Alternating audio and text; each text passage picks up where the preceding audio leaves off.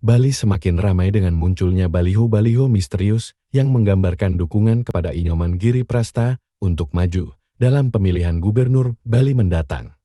Sosok yang dikenal sebagai Bupati Badung dan Ketua Divisi PDI Perjuangan Kabupaten Badung ini diduga akan menjadi penantang kuat bagi Wayan Koster.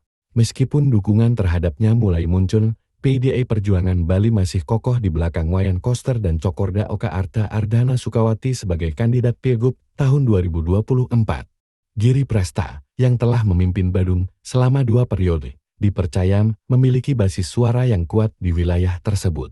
Banyak yang meramalkan bahwa ia bisa menjadi pesaing serius bagi Koster dalam pesta demokrasi yang akan dihelat pada November mendatang. Selain baliho-baliho yang muncul di jalan-jalan, sosok Giri Prasta juga ramai dibicarakan di media sosial.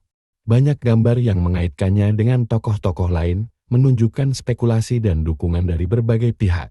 Dengan dinamika politik yang semakin menghangat, publik Bali diundang untuk menantikan perkembangan selanjutnya dalam persaingan Pilgub tahun 2024 yang semakin menarik.